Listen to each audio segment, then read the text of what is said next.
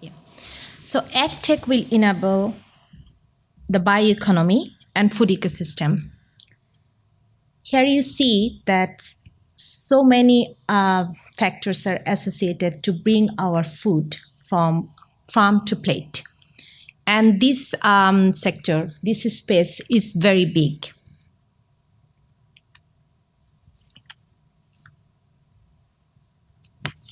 This space is not only big, it is very dynamic. More than 100 technological companies are currently involving in AgTech. And the next slide, you will see that's how the investment is booming. From 2011 to 2015, the investment has increased, and it is really remarkable. Now we see what happened in 2017, last year. The investment was 10.1 billion, whereas the growth was 29%. Very, very promising. Some of you may know European Union and Gates Foundation pledged 500 million euro for innovation in agriculture. Now let's see how AgTech can contribute in Australian economy. A recent economic model indicates that digital agriculture can unlock 20.3 billion, and most of these will cover agricultural automation and labor saving. Now come to the strategy, policy, and vision. You can see easily Tasmania is a well fit of the strategies nationally and internationally. Now I would like to request Marcus, and he will tell the story how we, the TIA, can contribute in this sector and produce world-class research and make global impact. Thank you, Iffat. Pardon me. We are one of the best agricultural universities in the world, and we're most certainly the best agricultural, high commodity, cool climate agricultural university in Australia. And given the level of interest and hype and energy that's going into this AgTech space, you'd be expecting that small and large companies would be kicking in our door right now to partner with us to be part of this AgTech revolution. But it's not happening. It's not quite the case. We actually have quite a low profile in the startup AgTech sector. But it's not us. It's not as though we as UTAS or TIA are making a mistake. It's actually all the medium to small agricultural universities are basically transparent or invisible in this space. It's really quite fascinating. And while we've had companies like Sony and Bosch and Hitachi come to us and ask us and sort of feel around the potential of working with us into the future, we haven't landed that big fish, that big project. And what I think a lot of it's coming down to is that they don't understand agriculture. They really don't. Even the small tech startups don't understand agriculture. And if you don't understand agriculture, how are you going to understand the value proposition that we pose? How are we a good, useful partner if you don't understand the need or the system to which you're actually developing products for? So I find we're in a fascinating conundrum and space right now.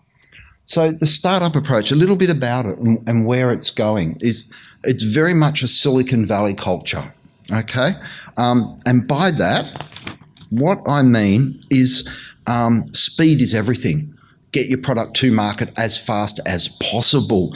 There's a really high tolerance for failure. You might blow 3 or 4 companies before you actually get a company and a product that hits a market.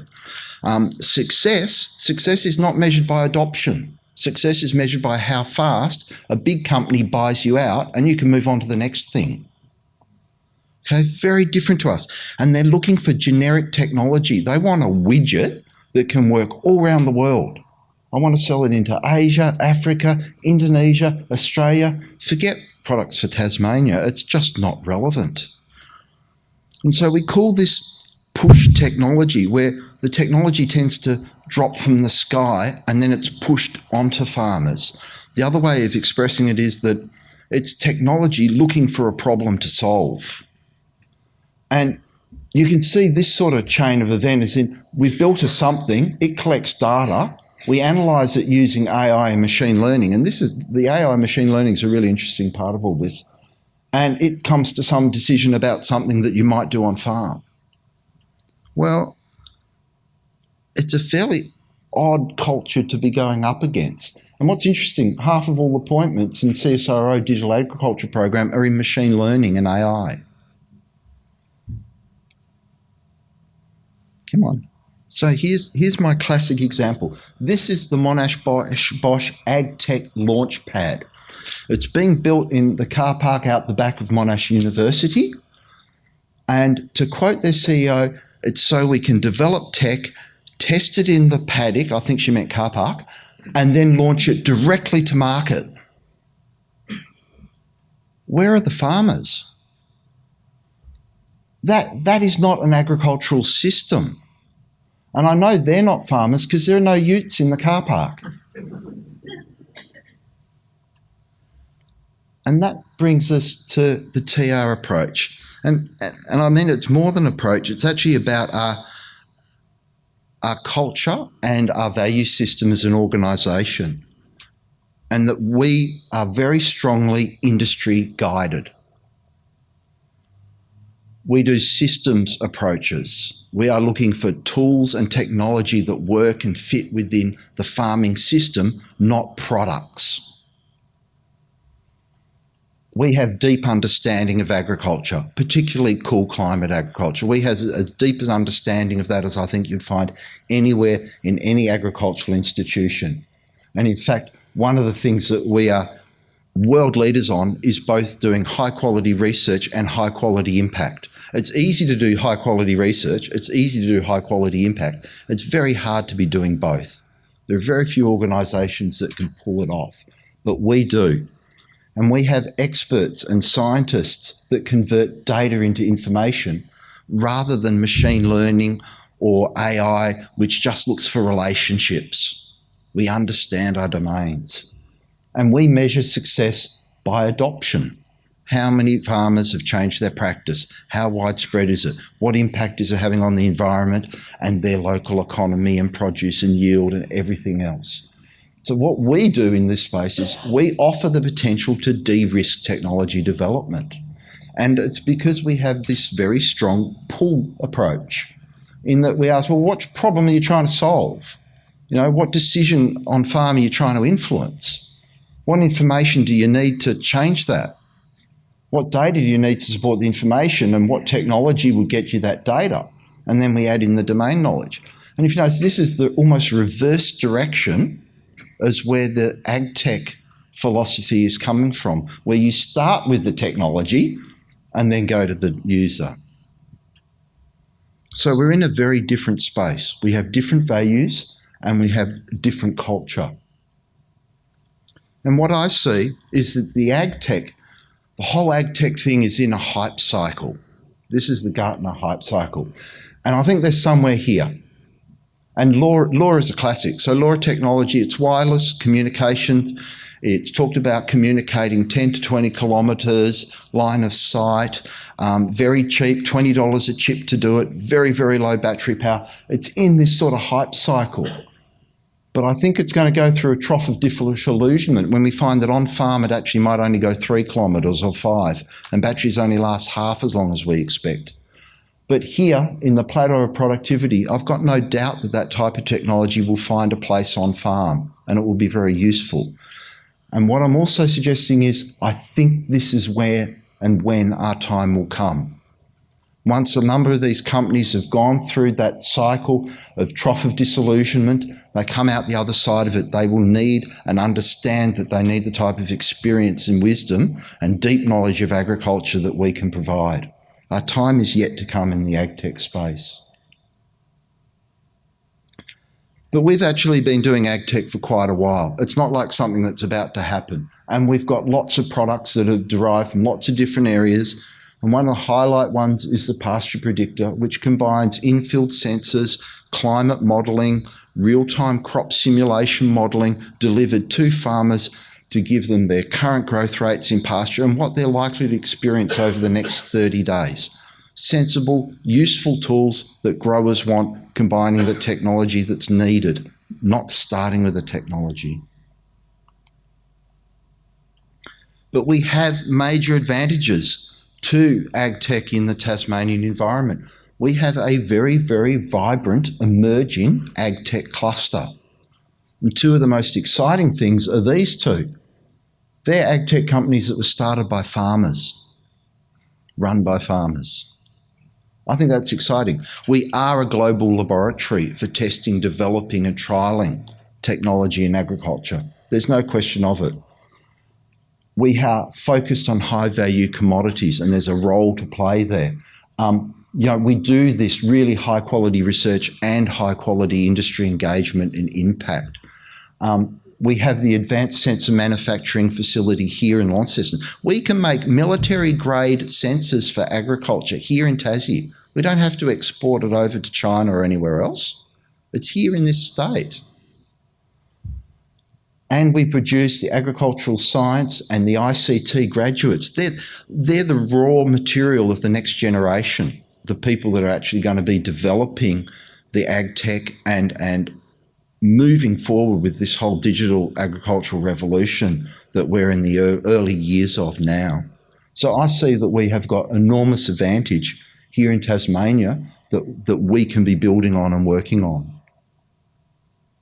So what is our role in terms of TR? Well, I think it's fair to say it's still evolving.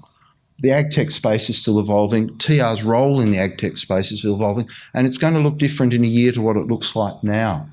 What we do know is we've certainly got skills in the adaptation and the evaluation of externally developed technology that might have relevance in our systems.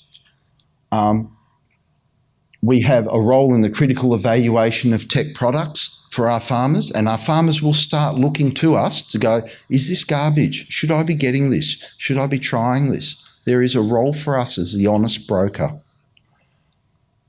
We will be in the role of developing systems-focused technology across a whole gamut of areas, from new food products to on-farm, and we're already starting to do that in the CRC for soil. And we also have this expertise in agricultural policy and social licence and these other issues which are going to be critical to the development of AgTech industry, both here in Tasmania and also nationally. And I think we've got a really strong leadership role to play in the fostering of these partnerships and collaborations, the weavers, rather than the top-down sort of leadership. It's weaving these cross-disciplinary, transdisciplinary domains and people into coherent groups that are focused on the production of novel tools that fit within our farming systems. So in conclusion, I'd just like to say, we would just like to say, the opportunities are considerable, but probably overinflated. The AgTech sector really is in a hype cycle, and that the agricultural sciences are currently undervalued. And that's not just us, that's all the agricultural universities. They just don't see our relevance yet. There is an emerging AgTech cluster that's very exciting, but it's very loosely bound together at the moment, and it's sort of exploring itself somewhat at the moment. And we remain committed to a systems approach to AgTech, as we remain committed to a systems approach to all the other components that we do in TR. We're not going to leap to shiny, bright objects and product-driven opportunities. We do also need to develop more expertise that bridges this tech and agriculture gap, both in our students and amongst our staff. It's a new domain and it's going to challenge us. And that our role in the AgTech bioeconomy is really still evolving, but I've got absolutely no doubt that we have a role and a large role to play in it. Thank you.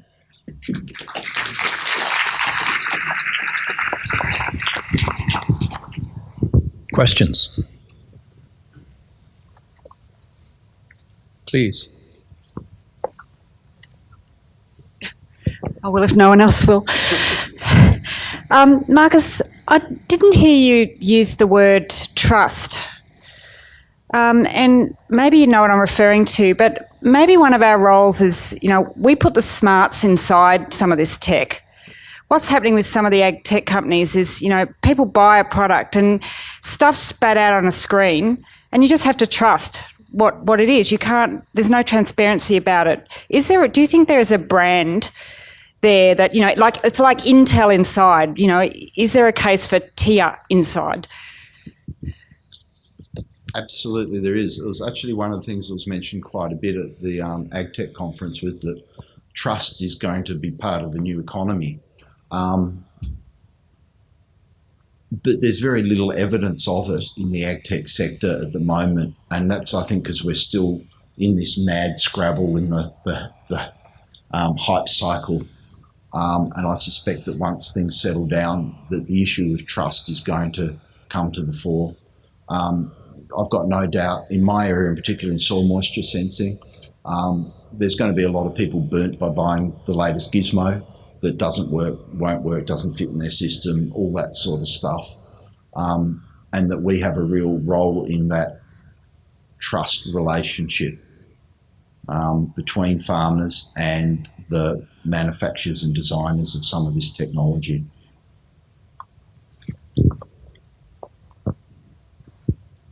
In the back. Thanks, Marcus and Iffat. Interested in your thoughts in AgTech play, not around data decisions or taking away a task, but the way that it plays in the way we add value to our produce and evidence-based reporting of the way we farm.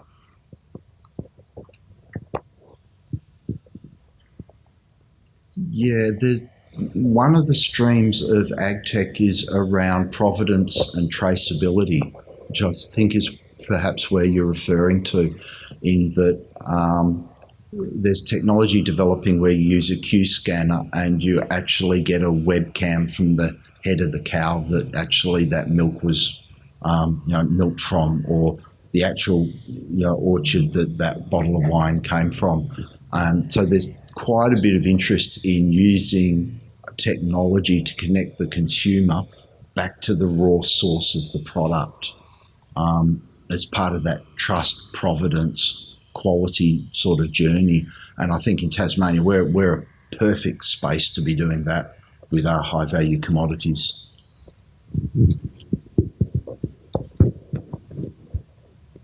More? Yes, here.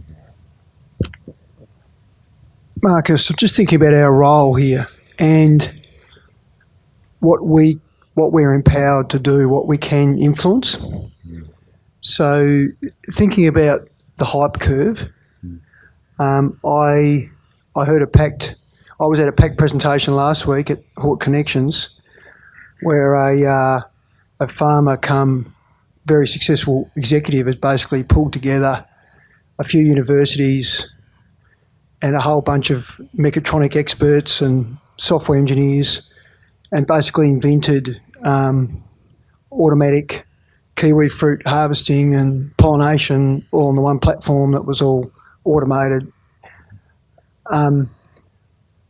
So where is what can we be doing? You talk about our approach being considered innovation or careful innovation or whatever it was. Careful, yeah. There's a lot of C words. But is that a bit passive? Is it, like, how can we work with our wider community in the sector, and what is our role?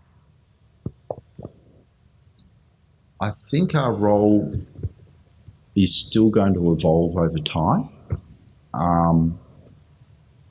I don't think the conversations are quite mature enough to know what it is. And like always, we're going to be guided by opportunity as it comes past us. And there's nothing wrong with that, as long as it's strategic. What I think is probably the more important aspects is that we need the partnerships in place with the people that have the skills that we don't have to enable us to take the advantage of those opportunities as they come past. So critical to this is the partnering that we've been trying to develop with Sense T and their electronics engineers and software engineers, and bringing them into a agricultural type of domain and understanding and knowledge, so that we've got that working relationship and partnerships for when these opportunities do come past. I don't think we should be limited or excluded from anything in this space. And one of the things that concerned me when developing this talk was that, we talk about AgTech as this broad web of technology affecting everything from paddock to plate. And then we jump back to our safe zone, which was on farm. I think, we're going to see a lot of new products and logistics and other components to the whole food web get influenced by AgTech, and that we will have a role in that space. But to predict what that role is going to be at this stage, I think is just a little too soon. Other questions?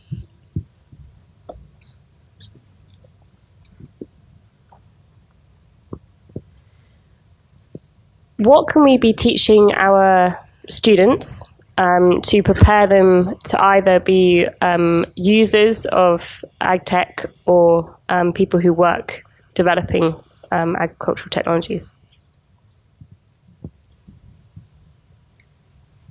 As we discussed, me and Marcus, that we really need to work on it, the curriculum development and everything, because most of the software engineers and the ICT graduates, they need to be more involved in agricultural sector, because this is two different streams, but if we can make it into one stream and then work together, I think it will bring success.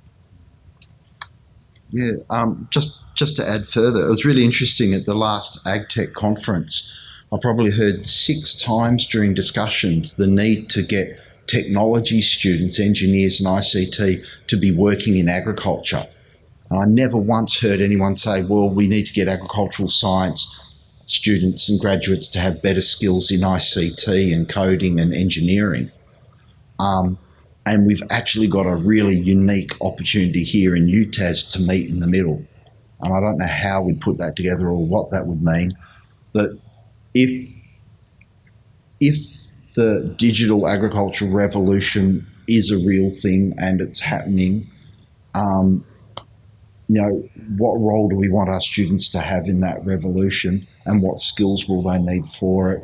And this whole area of AgTech puts those questions and makes them really quite pointy. Because as I point out here, one of the key things that we're really missing and struggling with is the people that are really comfortable across both domains, the engineering, the coding and the deep agricultural knowledge. There's very few of those people around, and at this point in time, they're not a product of our university, but it's opportunity.